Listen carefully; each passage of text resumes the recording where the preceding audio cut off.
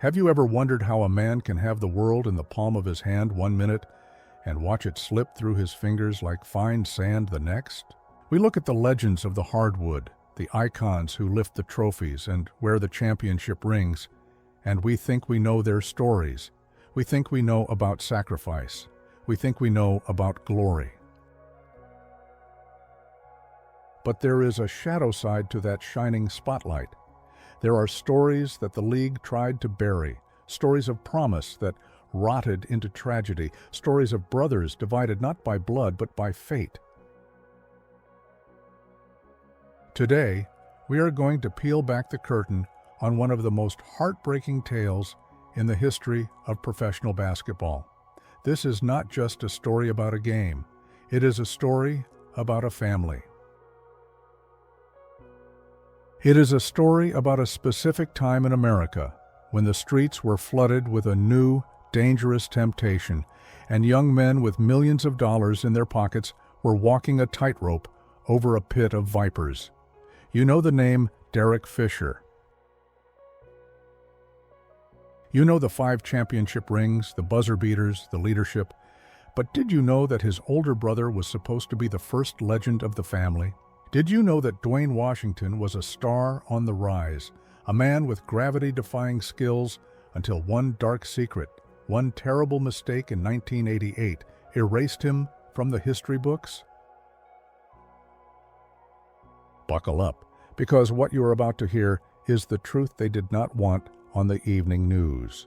We are going deep into the files, uncovering the whispers, the rumors, and the harsh reality of a man who was banned for life, labeled an outcast, and forced to watch his little brother live the dream he destroyed with his own hands.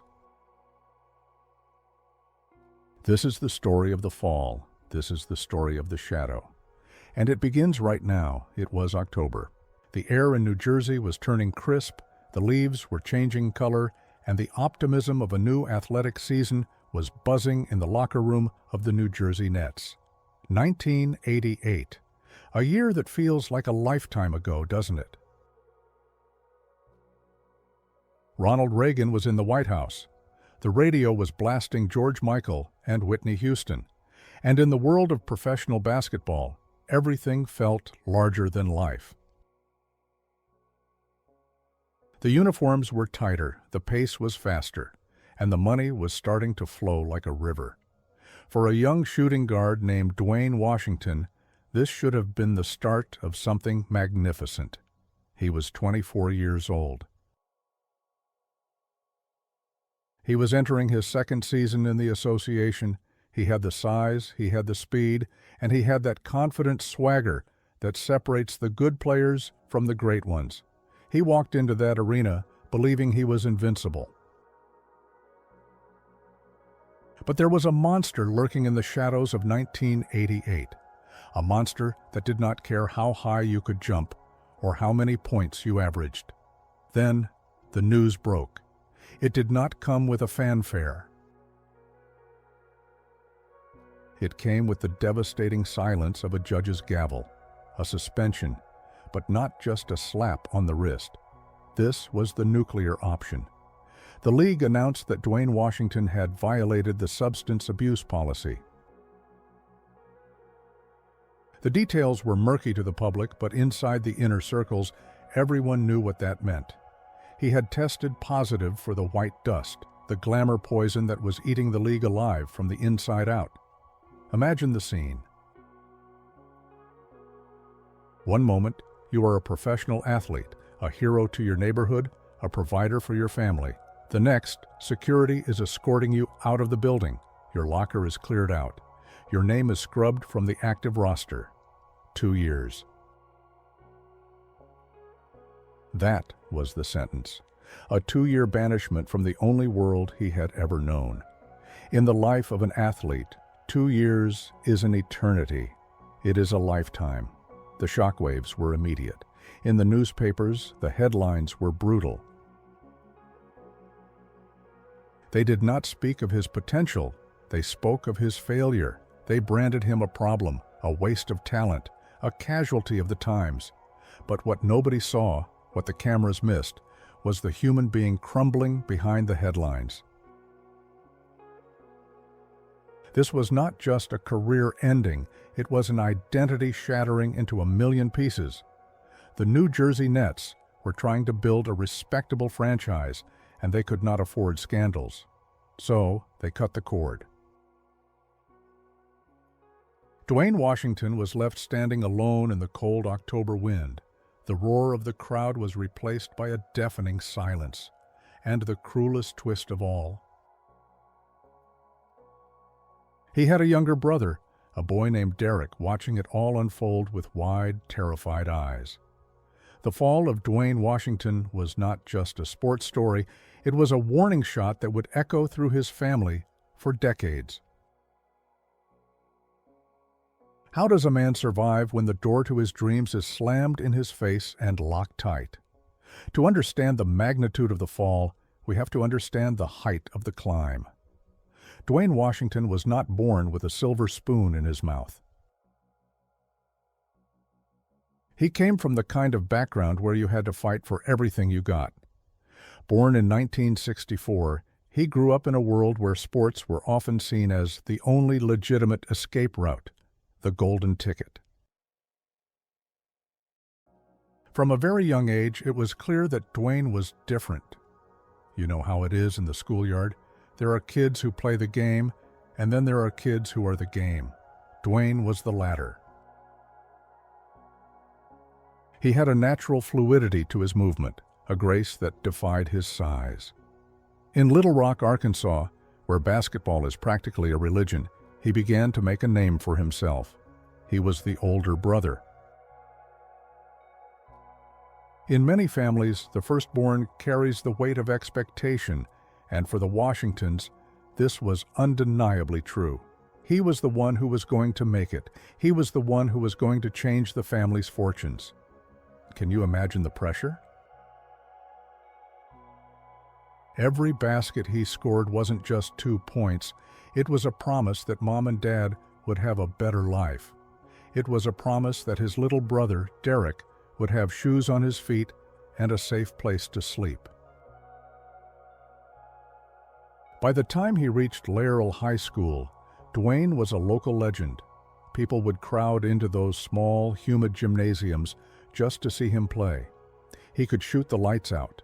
He could drive to the rim with a ferocity that made defenders step aside. He was the chosen one, and he believed it. How could he not?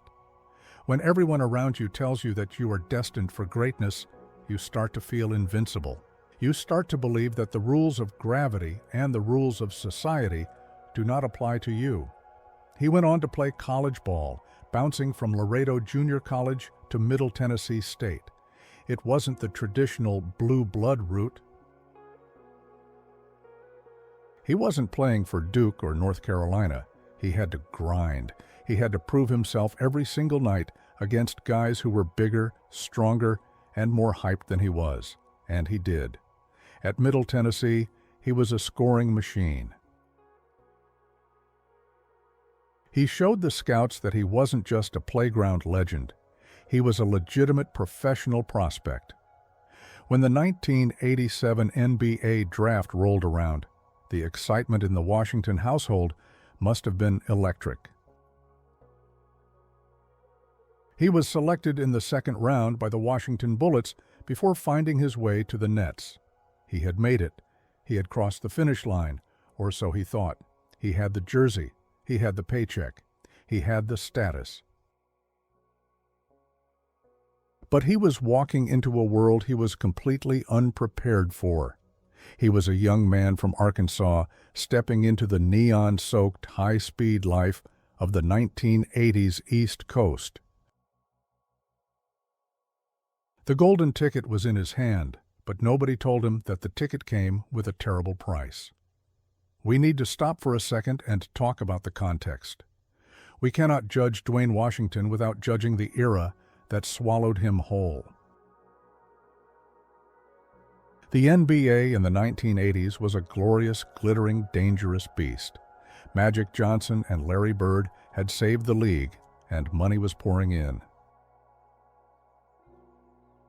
But behind the scenes, away from the TV cameras and the smiling posters, There was a darkness spreading like a virus. It was the era of excess. Wall Street was booming, and that culture of greed is good seeped into the locker rooms. Players were suddenly young millionaires with very little supervision, and in the VIP sections of the nightclubs in New York, Los Angeles, and New Jersey, there was a snowstorm, the white powder. The party favor that destroyed more careers than torn ligaments ever did. You have to understand, in those days, the league's policy on substance abuse was still evolving. It was a Wild West. Players were partying hard. It was part of the lifestyle. It was almost expected. If you were a star, you lived fast. And for a young kid like Dwayne, fresh out of college, thrust into the bright lights of the New York metropolitan area, the temptation must have been overwhelming. The New Jersey Nets in the late 80s were struggling to find an identity. They were playing in the shadow of the Knicks. They were a team in transition. For a rookie, that can be a deadly environment. There is no strong veteran leadership to pull you aside and say, "Hey kid, stay away from those people." Instead, you drift. You follow the crowd. You go to the parties where the VIPs are, and you want to fit in. You want to be one of the guys. The pressure was immense. In professional sports, you are only as good as your last game. One bad night and the fans turn on you. One injury and you are replaced. To cope with that anxiety, with that physical pain, with that constant fear of failure, many players turned to chemical escape. It started as fun. It started as a way to stay awake, to stay energized, to feel like a king. But the substances of the 80s were unforgiving. They didn't just take your money, they took your soul. Duane Washington walked right into this trap. He wasn't a bad person. He wasn't a criminal. He was a young man with a talent, caught in a riptide of a culture that celebrated excess. The league was trying to clean up its image. They were terrified of the public perception that the NBA was too drug-infested. David Stern, the commissioner, was beginning to drop the hammer. He wanted a wholesome, marketable product, and that meant making examples out of people. Dwayne didn't know it yet, but he was walking around with a target on his back. Every party, every late night, every bad decision was bringing him one step closer to the edge of the cliff. The atmosphere of the 80s was intoxicating, but it was also toxic. And for a player on the fringe trying to establish himself, one slip-up was all it would take to turn a dream into a nightmare. The stage was set for a tragedy, and the actors were taking their places. Let's transport ourselves back to the swamps of East Rutherford, New Jersey in 1987. The Nets were a team that was desperately searching for a soul. They played in the Brendan Byrne Arena, a cavernous building that often felt half empty, echoing with the squeak of sneakers and the shouts of frustrated coaches. This wasn't the glitz of the Lakers Forum. This wasn't the history of the Boston Garden. This was a franchise trying to keep its head above water in a division filled with sharks. Into this chaotic environment stepped Duane Washington, a rookie, a second-round pick. Usually, guys drafted in the second round are fighting just to hold a clipboard. They are the practice bodies, the guys who fetch the donuts. But Dwayne, he was different. He had a hunger that you could see from the cheap seats. When he checked into the game, the energy shifted. He wasn't scared of the veterans. He wasn't intimidated by the legends he had watched on television just a year earlier. In that 1987-88 season, Washington played in 15 games for the Nets. Now, if you look at the stat sheet without context, you might shrug. But stats lie. They don't tell you about the flash of brilliance in practice. They don't tell you about the way he could elevate over a defender and hang in the air just a second longer than humanly possible. The coaching staff saw it. They whispered about it in the back offices. "This kid," they'd say, "this kid has the tools to be a starter in this league for 10 years. He was averaging decent minutes for a rookie when he got on the floor. He was scoring. He was defending. He looked like the steal of the draft." For the Nets fans who were starving for something to cheer about, Washington was a spark of hope. He represented the future. He was young, athletic, and seemingly fearless. It looked like the Nets wasn't a swamp for him.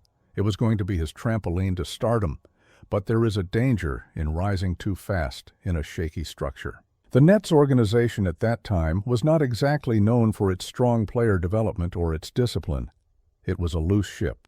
And for a young man who needed structure, who needed a firm hand to guide him through the minefield of professional fame, it was perhaps the worst possible place to land. He was performing on the court, yes. The highlight reels looked good. But when the final buzzer sounded and the lights in the arena dimmed, Duane Washington was left to his own devices in the sprawling, temptation-riddled landscape of the New York metro area. The trampoline was there, but so was the hard concrete floor below it. Success has a sound. It sounds like cheering crowds, popping champagne corks, and agents shouting offers over the phone. But failure? Failure starts as a whisper. Before the headlines, before the official statements, there were the whispers. In the locker rooms and the hallways of the league, people started to talk. It wasn't about his jump shot anymore. It was about his eyes. It was about his attention span. Observers noted that the spark we talked about, that electric energy, began to flicker. There were days he would show up to practice looking like he hadn't slept in 48 hours. There were moments in team meetings where he seemed to be 1,000 miles away, staring through the blackboard rather than at it.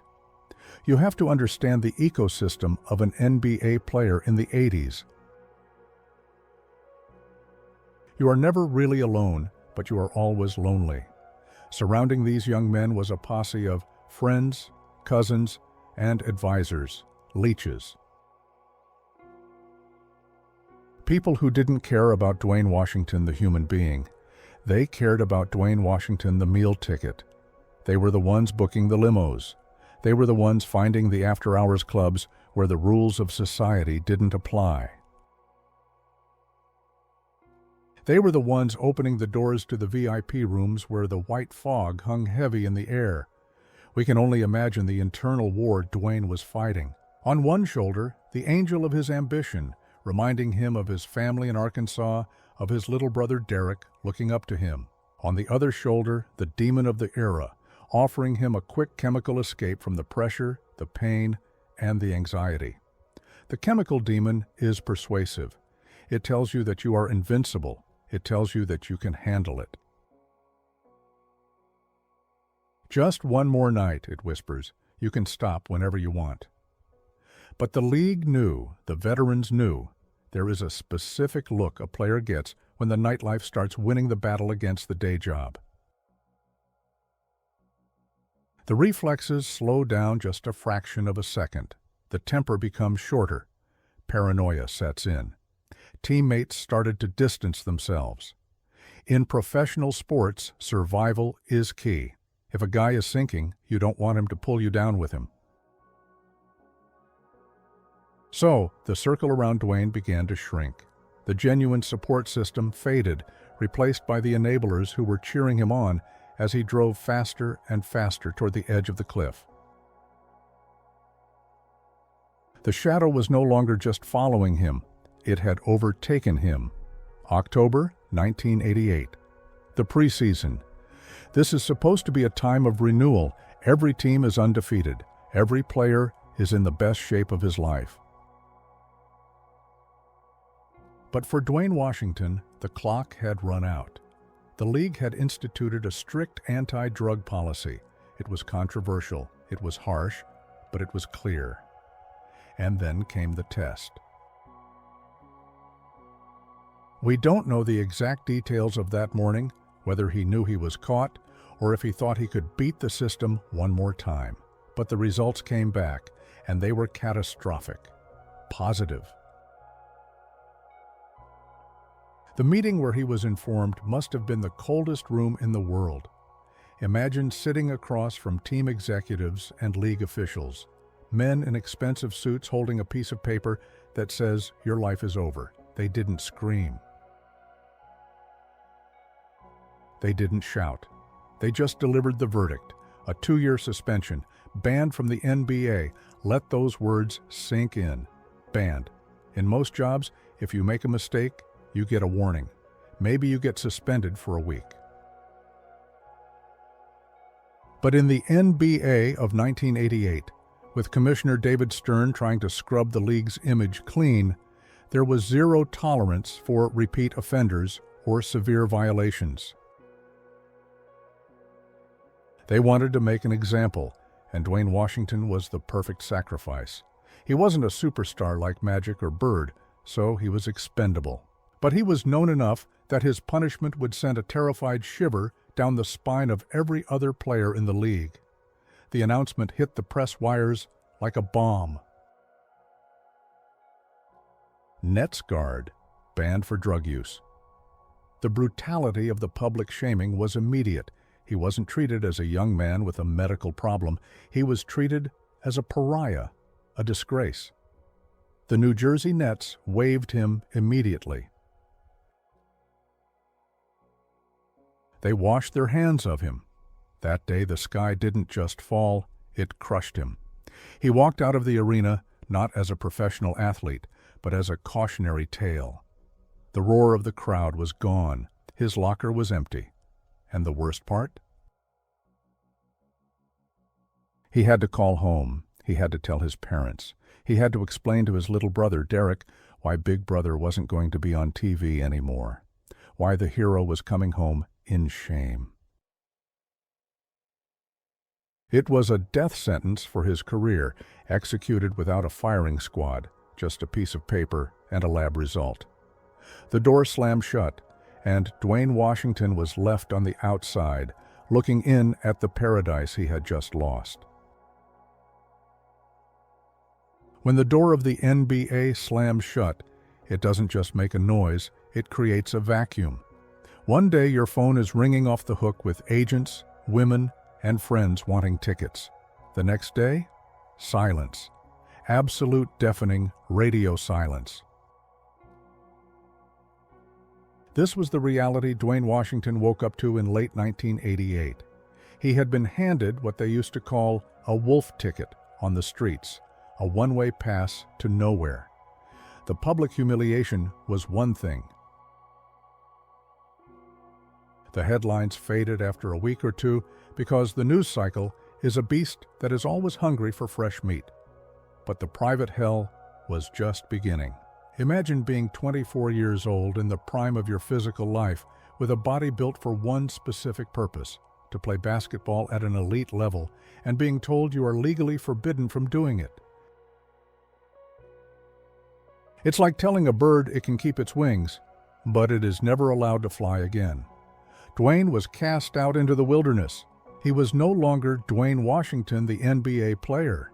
He was Duane Washington, the guy who blew it. That label sticks to your skin like tar. He had to watch his peers, guys he used to dunk on in practice, continue to rise. He had to watch the league explode in popularity as the 90s approached, knowing he was sitting on the sidelines because of his own choices. Financially, the faucet turned off instantly. The NBA checks stopped coming. But the lifestyle habits? Those are harder to break. The friends who had been drinking his champagne and riding in his limos evaporated like mist. This is the part of the tragedy they don't show in the movies, the isolation. The days turned into weeks, the weeks into months. He wasn't just fighting the league to get back in, he was fighting the demons in his own head that told him he was worthless. He had to find a way to keep his body in shape without the support of professional trainers, team doctors, or state-of-the-art facilities. He was training in empty gyms, hearing the echo of the ball, and remembering the roar of 20,000 fans. It was a purgatory of his own making, a cold, lonely place where the only company was regret. While Dwayne was wrestling with his ghosts, there was another pair of eyes watching this tragedy unfold, eyes filled with confusion, hurt, and terror. Derek Fisher was just a kid in Little Rock when his big brother's world collapsed.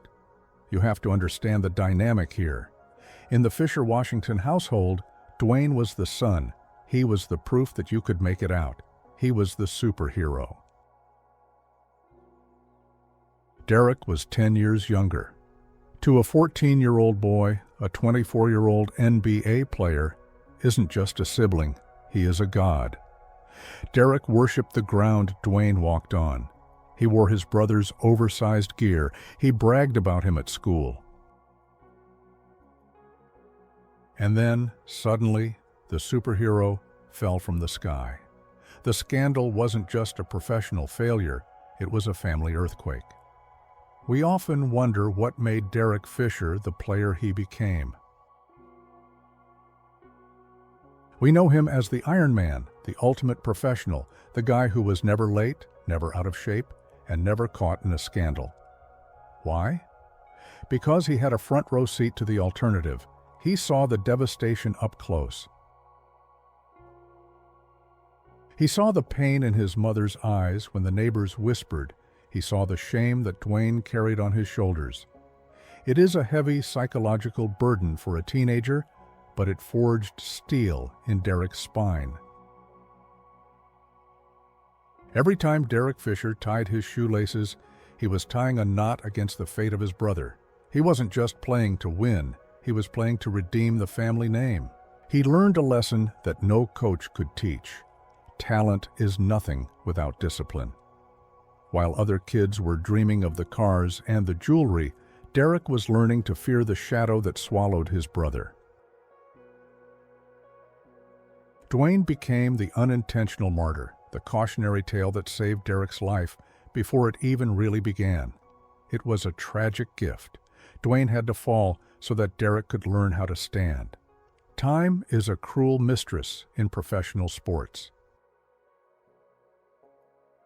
2 years is a long time, but due to the complications of reinstatement and the stigma attached to his name, Duane Washington didn't step back onto an NBA hardwood until 1993. 5 years. 5 years since the ban. In basketball years, that is an entire generation. The Los Angeles Clippers gave him a shot, a 10-day contract here, a brief look there. It was a moment of hope. The headlines briefly flickered. Washington returns. Can he redeem himself? For a fleeting second, it seemed like the Hollywood ending was possible. He put on the jersey again. He laced up the sneakers. He stepped onto the court. But the NBA of 1993 was a different beast than the NBA of 1988. The game was faster, stronger, more physical. And Dwayne? He was older. The spring in his legs had lost some of its tension. The explosive first step that used to leave defenders frozen was just a millisecond slower. And at that level, a millisecond is the difference between a dunk and a block. He played a handful of games for the Clippers. He fought. He scraped. He tried to summon the magic of his youth. But the sad reality of sports is that you cannot press pause on your prime and expect to hit play 5 years later. The chemistry was gone. The confidence was shaken. He looked like a man trying to catch a train that had already left the station. The stats were modest. He wasn't the savior. He was just a guy trying to hang on. And the league, ruthless as ever, saw it. The Clippers experiment didn't last long. It was the final heartbreaking confirmation that the window had closed. The ban hadn't just taken 2 years of his career, it had severed the momentum of his life.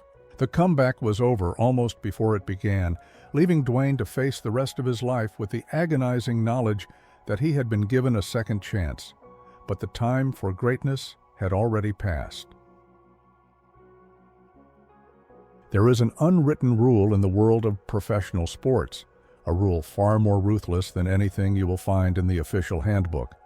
The league might forgive a bad attitude. It might forgive a fight on the court. It might even forgive a run-in with the police if you have a good enough lawyer. But the one thing the NBA of the 1990s could not forgive was being damaged goods. Duane Washington had served his time. Technically, his debt to society and the league was paid. But in the eyes of the general managers, he carried a mark that no amount of hustle could wash away. Think about the psychology of a front office. They are investing millions of dollars into a roster. They are building a brand. Do they want the guy who is steady, boring, and safe? Or do they want the guy who, just a few years ago, was the face of the league's drug problem? Dwayne was radioactive. Even when he was clean, even when he was passing every test they threw at him, the whisper was always there. Can we trust him? What if he relapses? What if the press digs it up again? He wasn't fighting against other players for a roster spot. He was fighting against his own history. This is the tragedy of the scarlet letter in sports. We saw it with other players of that era, guys like Roy Tarpley or Chris Washburn. Once the label is applied, you cease to be a human being with complexities. You become a liability. Every missed practice is scrutinized. Every time you look tired, they assume the worst. Duane Washington lived under a microscope that was zoomed in so tight it burned. And let's talk about the what-ifs. This is the ghost that haunts every exile. What if he had played in an era with better support systems? What if he had a veteran mentor instead of a crew of enablers? The league chewed him up and spit him out, not because he lacked talent, he had that in buckets, but because he became inconvenient. The NBA was expanding globally, Michael Jordan was taking the game to the stratosphere, and they needed to scrub the floor clean. Duane Washington was part of the cleanup. He was swept aside, a casualty of the league's desperate need to present a pristine image to corporate America. When the doors of the NBA palaces are locked, a player who still has fire in his belly has to go elsewhere. He has to become a nomad. A Ronin. For Dwayne, this meant packing his bags and leaving the bright lights of America for the gritty, unglamorous world of the minor leagues and overseas basketball. This is not the private jets and five-star hotels of the NBA. This is the Continental Basketball Association, the CBA. This is the Columbus Horizon. This is the Rapid City Thrillers. Picture the scene. Instead of flying first class to Los Angeles to play the Lakers, you are riding a cramped bus for 8 hours through a snowstorm to play in a high school gym in South Dakota. The pay is peanuts compared to what he was making. The floors are hard. The locker rooms are cold. But Dwayne played. Why? Because ball is life. Because when you are stripped of everything else, the sound of the ball hitting the net is the only thing that makes sense. He also took his talents across the ocean. Europe in the 90s was a wild frontier for American players.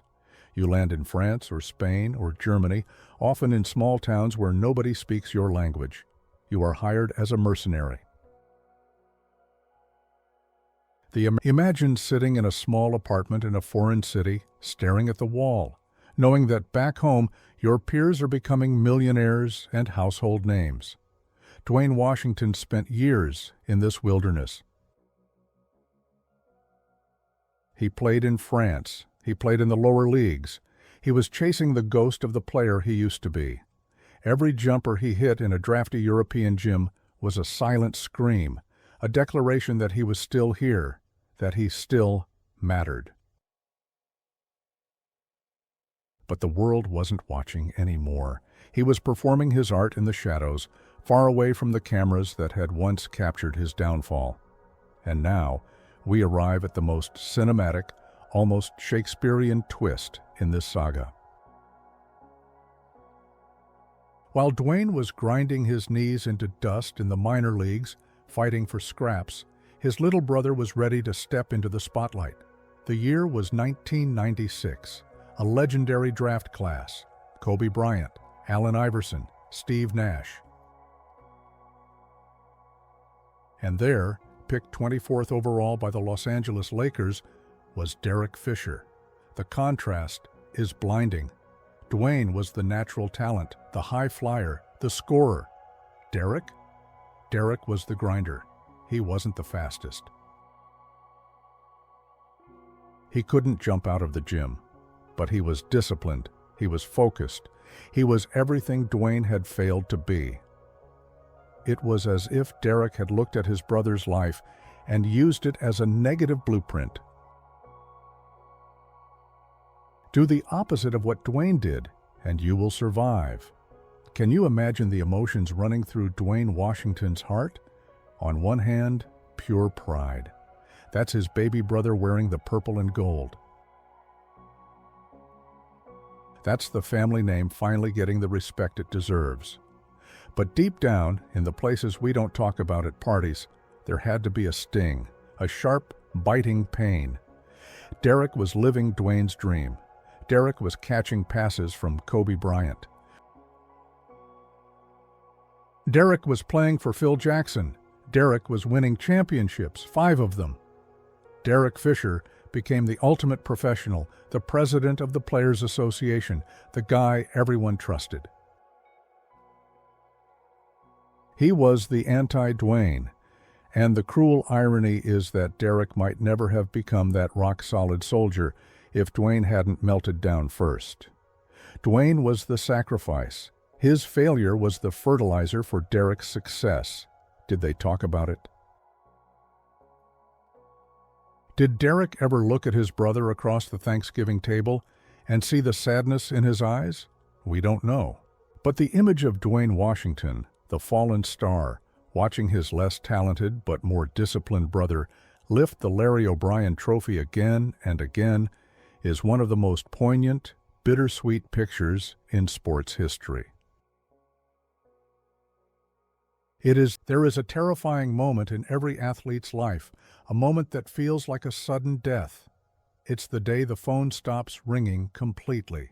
For Dwayne, this didn't happen with a retirement press conference. There was no farewell tour, no standing ovation, no jersey raised to the rafters. There was just a quiet fading away. The minor league contracts dried up. The European teams stopped calling. The body, battered by years of grinding on hard floors and the stress of a turbulent life, finally said, "No more." So what does a man do when the only thing he knows how to do is taken away? Dwayne Washington was in his 30s. He had no college degree to fall back on. He had no business empire. He was just a former player with a famous brother and a tainted reputation. This is the void that consumes so many. You wake up in the morning and there is no practice to go to. There is no game to prepare for. The adrenaline that fueled you for 2 decades is gone, replaced by a dull, aching silence. He drifted into the shadows. While Derek was on television every night in June, battling for championships, Dwayne was living a civilian life that must have felt like a straitjacket. He worked regular jobs. He lived in regular neighborhoods. To the people he met at the grocery store or the gas station, he was just a tall guy with sad eyes. Maybe someone would ask, "Hey, did you play ball?" And he would nod, maybe give a short answer, but he wouldn't tell the whole story.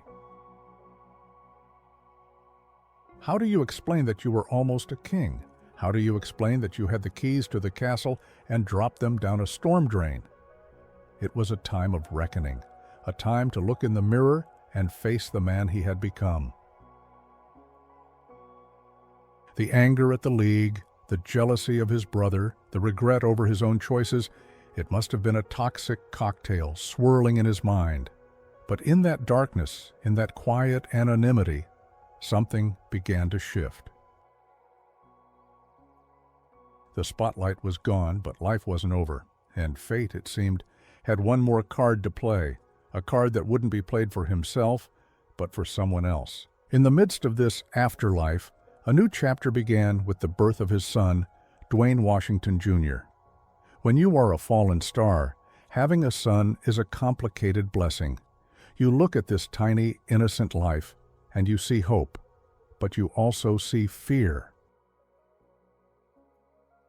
Terrifying, paralyzing fear. As the boy grew, it became undeniable. The DNA doesn't lie. Little Dwayne had the gift. He had the long arms, the quick feet, the natural feel for the ball. It was like seeing a ghost. For Dwayne Sr., this must have been a moment of profound conflict. Do you encourage him to enter the same jungle that ate you alive? Or do you try to steer him toward a safe, boring life as an accountant or a lawyer? But the game is in the blood. You can't stop a river from flowing. Dwayne Jr. wanted to play, and here is where the story pivots. Dwayne Sr. made a choice. He wasn't going to hide his son from the world. He was going to armor him. He looked at his boy and saw a chance to rewrite the ending of his own story. But this time, he would be the director, not the actor. He would be the guide who knew where all the landmines were buried, because he was the one who had stepped on them. The parenting style was not soft. It couldn't be. Dwayne Sr. knew exactly how cruel the basketball world could be. He knew that talent wasn't enough. He was living proof of that. So he became the strict guardian at the gate. He watched his son with a hawk's eye. He wasn't just looking for bad shooting form, he was looking for bad habits. He was looking for signs of laziness, arrogance, or weakness. He was determined that the Washington curse would end with him. His son would carry the name, but he would not carry the shame.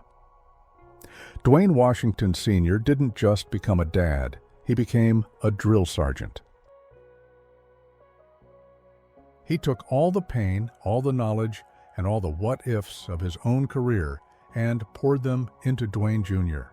Imagine the training sessions. This wasn't just about shooting three-pointers, it was about mental toughness. You think you're tired, he might say? You think this is hard? Try losing everything. Try having the world turn its back on you. That is hard. He taught his son that the game owes you nothing. He taught him that one mistake can erase 1,000 victories. It was a form of penance. Every hour he spent in the gym with his son was an hour he was scrubbing away the stain of 1988. He was honest with the boy. He didn't hide his past. In fact, he used it as a weapon. "Don't be like me" is a powerful motivator when it comes from a father who has tasted the dirt. He told him about the drugs, the fake friends, the suspension. He stripped away the glamour of the NBA and showed his son the rusty, dangerous machinery underneath, and it worked. Dwayne Jr. wasn't just talented, he was focused. He had his Uncle Derek's discipline and his father's natural flair. It was the perfect hybrid. Dwayne Sr. watched from the sidelines, often silent, often stern, but inside, his heart must have been pounding. He was building the player he should have been. He was constructing a masterpiece out of the wreckage of his own life. This wasn't just coaching, it was an exorcism. He was driving out the demons of his past by ensuring his son's future was bulletproof. It took 30 years. 3 decades of silence, shame, and grinding in the shadows. But in 2018, a miracle happened. The name Washington appeared on an NBA roster again. Not Dwayne Sr., but Dwayne Jr. The path wasn't easy. Just like his father, Jr. didn't have the red carpet rolled out for him. He went undrafted. Can you imagine the tension in that house on draft night? The phone not ringing, the names ticking off the board one by one. It must have felt like a recurring nightmare for Dwayne Sr. Was history repeating itself? Was the system rejecting the Washington bloodline again? But this generation was different. Dwayne Jr. signed a 2-way contract with the Indiana Pacers. And the moment he stepped onto the hardwood for his first official minute, something cosmic shifted. When he turned his back to the camera and the world saw Washington stitched across his shoulders, it wasn't just a jersey, it was a flag. It was a declaration of war against the past. For Dwayne Sr., watching from the stands or the living room, that moment must have been overwhelming. Every point his son scored was a vindication.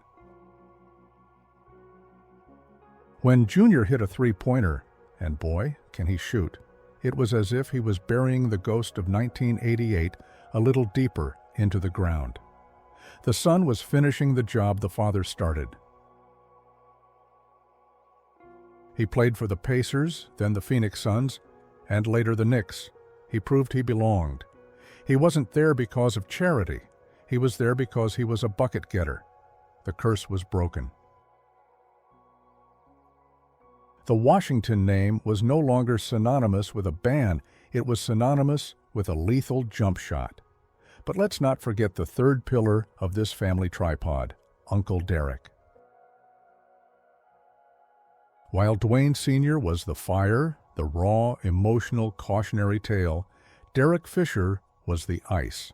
He was the Zen master's disciple, the man with 5 championship rings, the guy who knew how to navigate the shark-infested waters of the NBA corporate machine. Derek's role in this redemption arc cannot be overstated. He was the blueprint. When Dwayne Jr. needed to know how to handle the press, he didn't ask his dad, he asked Uncle Derek. When he needed to know how to manage his money, how to talk to coaches, how to survive the grueling 82-game schedule, he had a resource that almost no other player in history has had, a 5-time champion on speed dial. It was a perfect, if slightly dysfunctional, good cop, bad cop dynamic.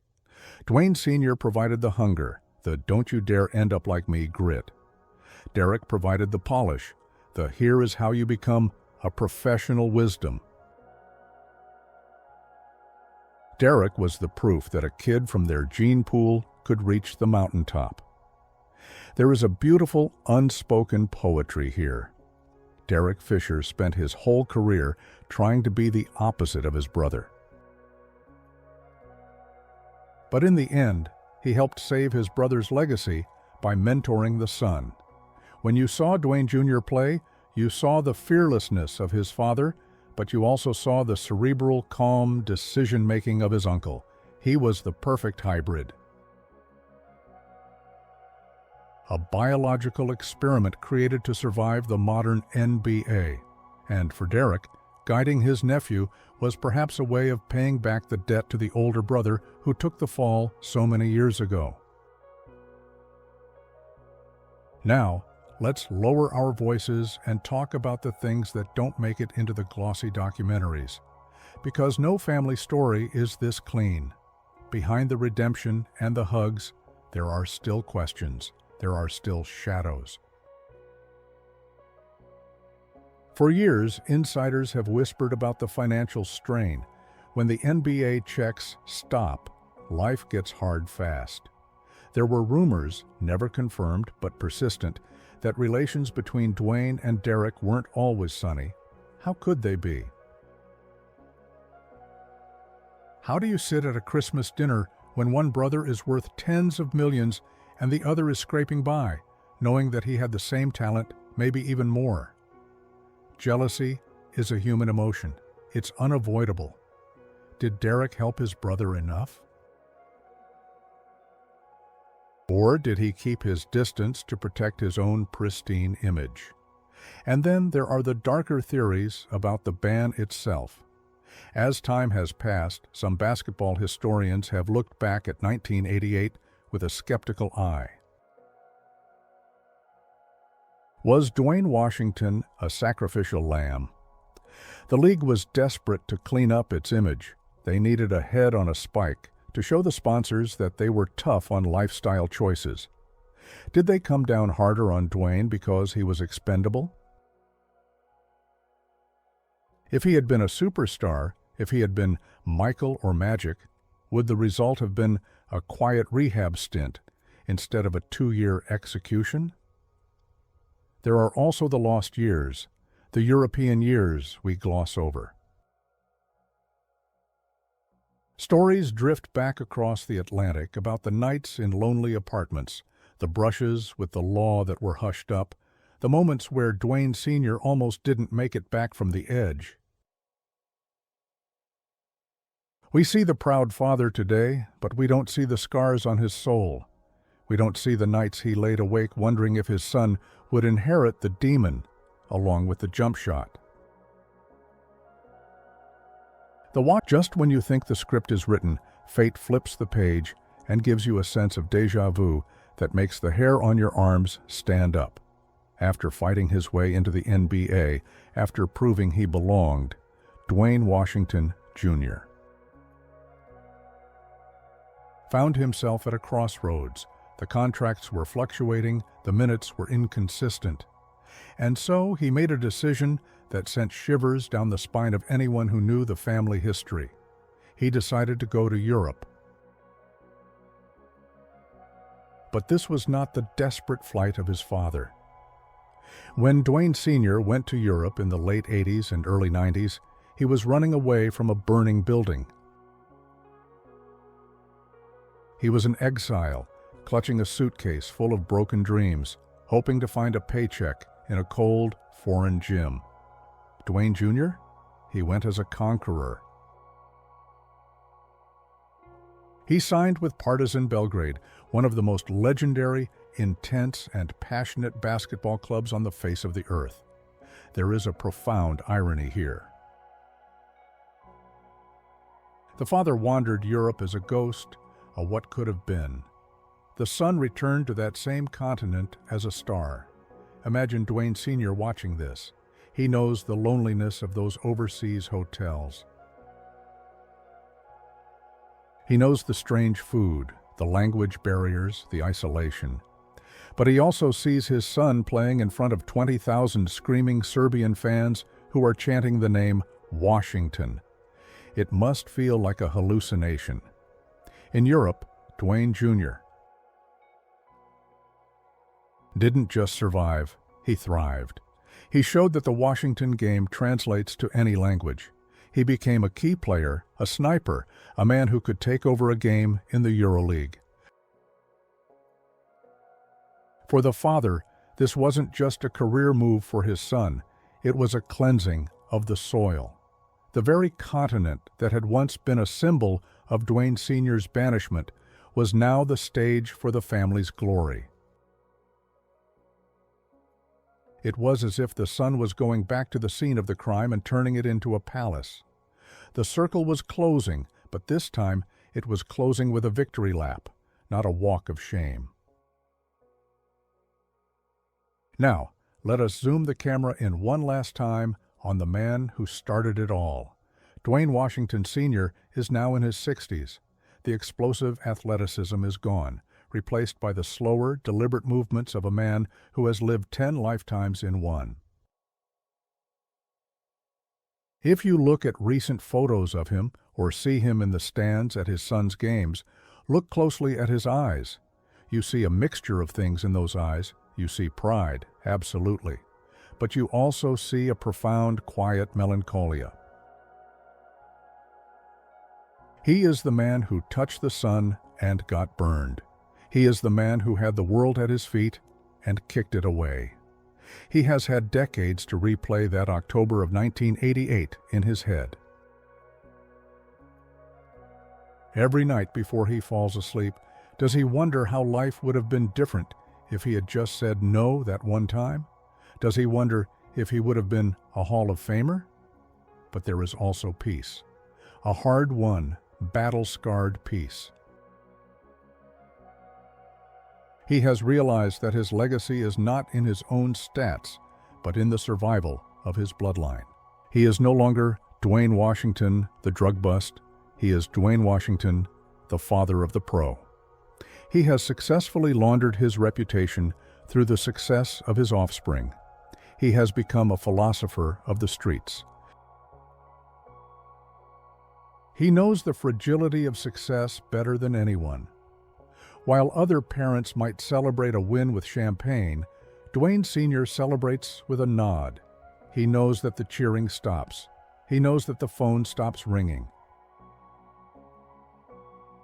He lives in a state of constant vigilance, guarding his son's career like a hawk because he knows exactly where the trapdoors are hidden. He is the wounded healer, the man who had to die socially so his son could live. It is a tragic role, but it is a noble one. So here we are at the end of our investigation. We started with a ban in 1988, a scandal that rocked the New Jersey Nets and destroyed a young man's life. But as we pull back and look at the entire tapestry, the picture changes. Think about the butterfly effect. If Dwayne Washington hadn't been banned, if he had stayed in the league and become a solid, rich star, would Derek Fisher have felt the desperate need to be so disciplined? Would Derek have won 5 rings? Or would he have been just another player, comfortable in his brother's shadow?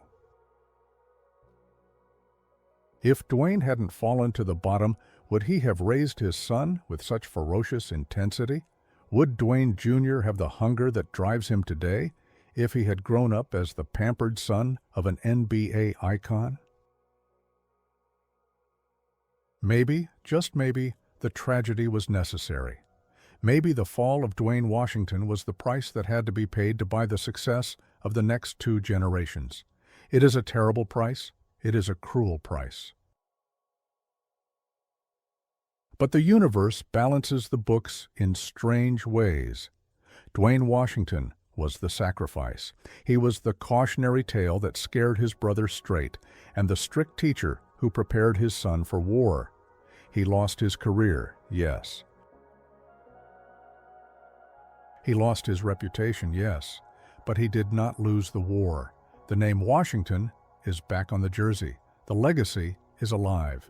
And as the lights go down on this story, we are left with one final haunting question. If you could see the future and you knew that your own destruction would guarantee greatness for everyone you loved, would you take the fall? Dwayne Washington didn't have a choice. But looking at his son today, he might just tell you that, in the end, it was worth it.